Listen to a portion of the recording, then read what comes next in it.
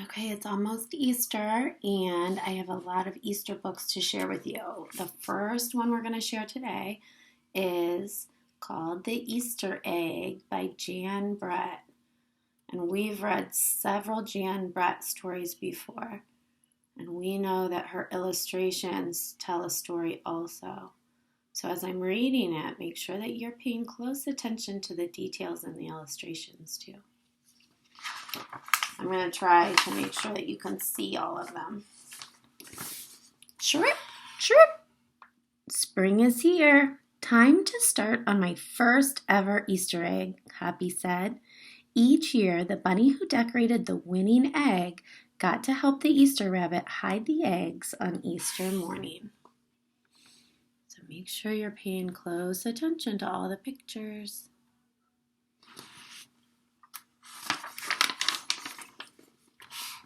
Happy had been dreaming about being that bunny all year long. Now it was time to get started. Everywhere Happy looked, rabbits were working on dazzling eggs. I need an amazing idea, he thought. Happy spotted Flora Bunny planting spring wildflowers on her eggs. The Easter rabbit will love those colorful flowers, he thought, and started picking flowers for his egg. Here's a basket for your flowers, Happy, Flora said.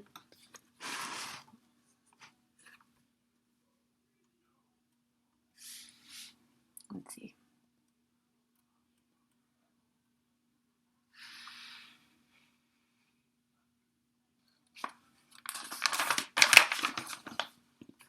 Chop, chop, scrape, scrape. Happy spied Buster Birch carving a magnificent wooden egg. I wish I had some wood for my egg, he wished out loud.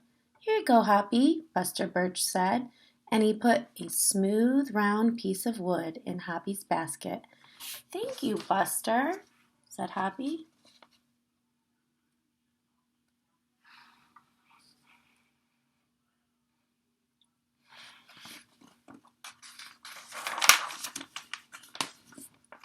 Happy was hopping along when the smell of sweetness led him out of the woods and straight to the chocolate egg that Aunt Sassafras was decorating with creamy frosting squiggles and bows. Hello, Hoppy, she said, and she put some chocolate squares in his basket. Hippity hop, Hoppy exclaimed. I'll make the Easter rabbit a chocolate egg so sweet it will make his whiskers tingle.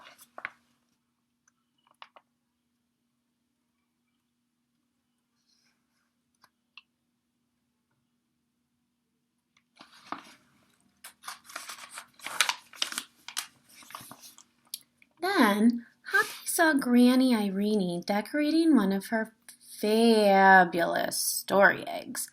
First, she traced a design on the egg with a special tool. Then she dipped the egg in pots of yellow, green, orange, and red dye, adding to the design each time. Hoppy couldn't believe his eyes. I'll never make an egg that beautiful, he told Granny Irene. She smiled. Try, she said, giving him one of her special tools.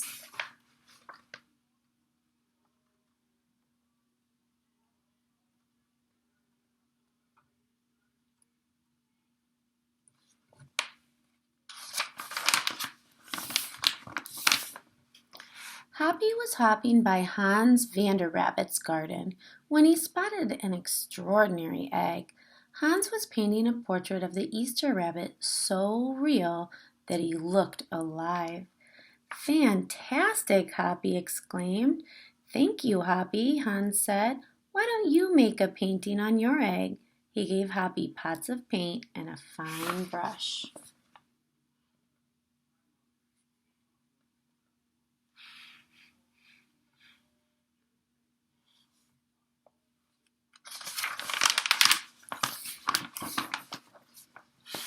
As Hoppy bounced along, a loud boing nearly knocked him off his feet. It was a whirling, twirling mechanical egg. Whoa, Hoppy said. That's an unusual egg. Would you like to make one? Roberto asked. Happy tried hard, but the harder he tried, the more parts and pieces piled up around him. Thank you, Roberto, he sighed, but I think I better make the egg that is right for me.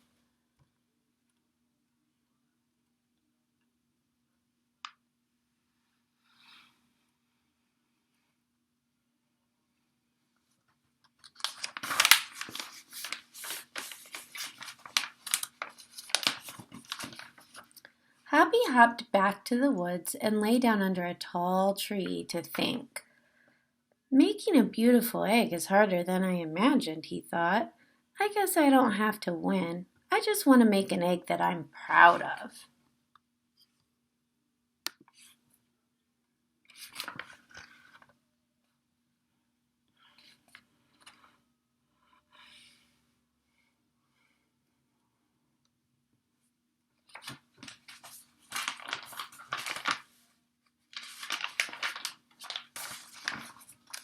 Suddenly, the woods rang with the squawking of birds sounding an alarm. Mother Robin swooped down, calling wildly as if she couldn't decide where to go. An egg had tumbled out of Mother Robin's nest. Inside the perfect blue egg was a baby robin that needed its mother to keep it warm until it hatched.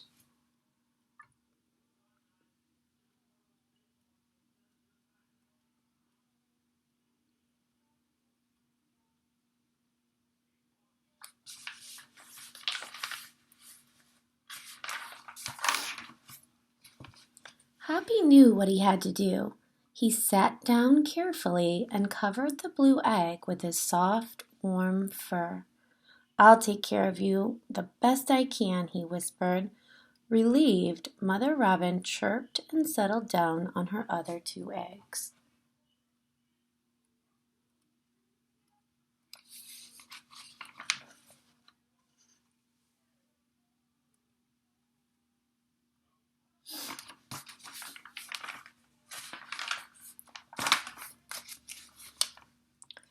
Happy never left the robin's egg. If it was sunny and warm, he carefully turned the egg in its nest of moss. If it was rainy and cold, he kept the egg covered and dry. At night, wild animals passed by. Happy crouched down and stayed hidden in the ferns. Often he heard strange noises coming from above, but Happy didn't run away.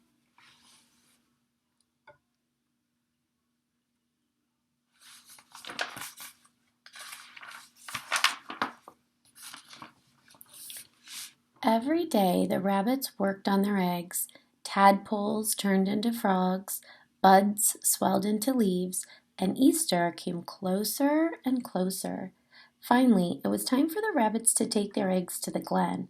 They had forgotten all about Happy, who was quietly sitting on the blue egg under the tall tree in the woods.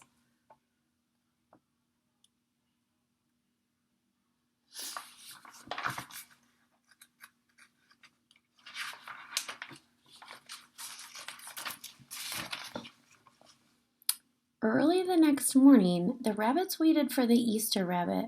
Suddenly, a beautiful wagon rolled toward them out of the mist. And this is a cool page because it comes open like this. Good. Isn't that neat? Okay, I'll try to let you see the picture while I read it. Anne stopped. The Easter Bunny stepped down from the wagon and admired the decorated eggs one by one. You have brought me the most beautiful eggs in the world, but a very special one is not here, he told them. The rabbits were puzzled. Whose egg could it be? Sorry. Whose egg is missing? Happy's, right? But did Happy have an egg? Oh, there he is.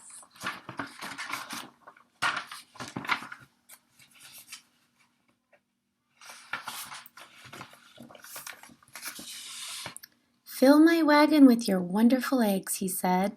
When I return, I will show it to you. And he disappeared into the woods.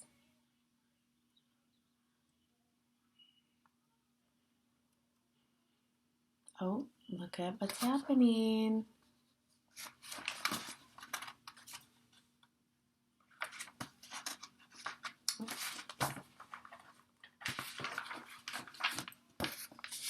He came back with Hoppy, looking scruffy and bedraggled.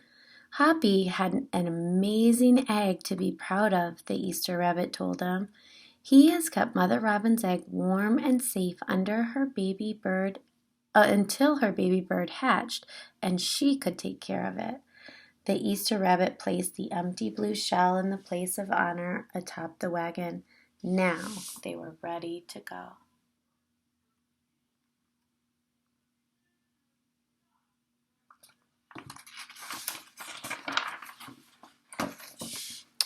The rabbits cheered for the egg that had surprised them all. "It's our best Easter ever, Hoppy," they shouted.